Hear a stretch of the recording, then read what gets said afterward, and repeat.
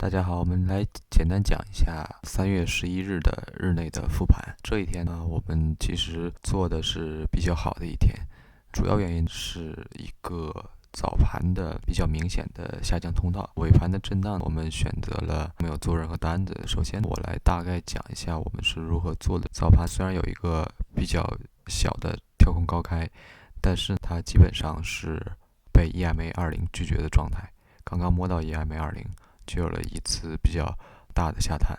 这个下探也刚好比收盘时的 swing low， 比昨天收盘时的 swing low 要更低一些。一般这种是比较可预见的，为什么？如果说已经形成下探的趋势，那你觉得下探的过程当中在哪里会获得更好的流动性？其实多单潜在的止损处，也就是说我们经常做单要观察前期的一些 swing low， 尤其在你想做多单的时候，前期的 swing low 给你很好的一个入场的建议。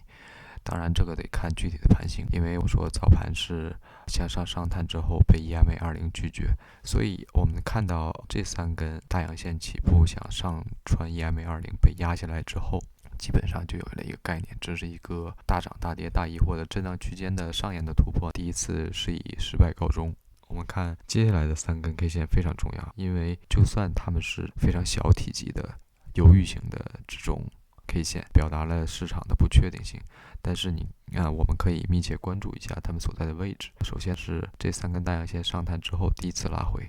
再一次上探，第2次拉回，而且最后这一根十字星线它是收在 EMA20 之下。我们这个时候做了一个空单的入场，空单也是做限价空单，我们并没有放到这根阴线的最低点的下方，因为我们想选择一个比较好的盈亏比，也就是说如果下一根 K 线它继续完成上探，并且超过了前2根 K 线的高点处，那么我们就直接止损离场。所以我们用了一个非常小的止损去进了这个限价空单，是在这根十字星阴线的实体的下方一个 tick 挂的这个空单进去之后，我们就获得了比较大的盈利。我们的止盈点位差不多是一个前期低点的下方的一个位置，相对而言，这里我们觉得流动性比较好，是有一些多单的止损位置，所以在这里我们进行了离场。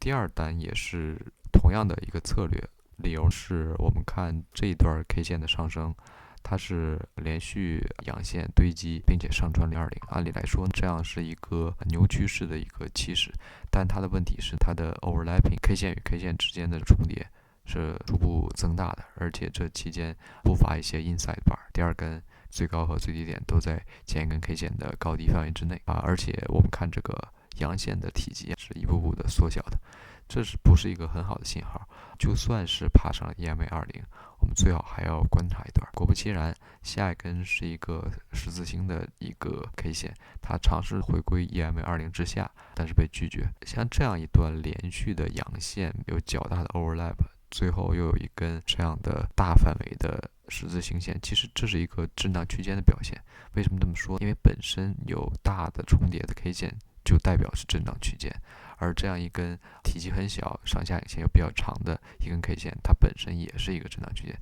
所以这一整段都是震荡区间。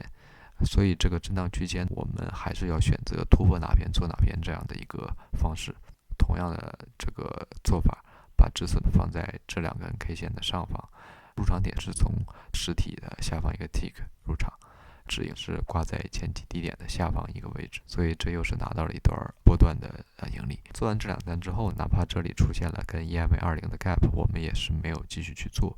因为我们发现早盘时期的阴阳线的交替比较狠，所以很可能之后是一些震荡区间的走势。而这样的震荡区间走势，我们如果不是很有经验的，就尽量不要去做任何的跟随单。所以后半场我们是没有做任何单子的。大家看一下这个系统给的这一单，这一单其实跟我们想法是异曲同工，只是它牺牲了一定的盈亏比，换取了一定的胜率。它等到一根大阴线的形成之后再入的场，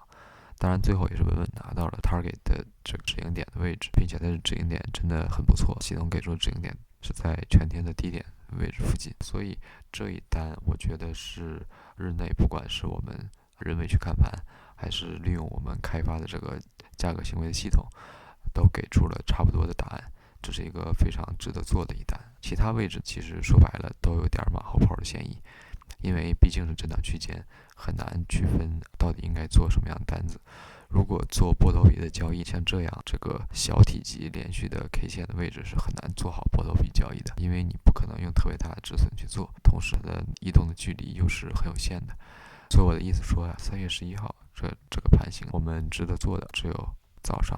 上午的这一单。OK，这就是对3月11日的日内的复盘。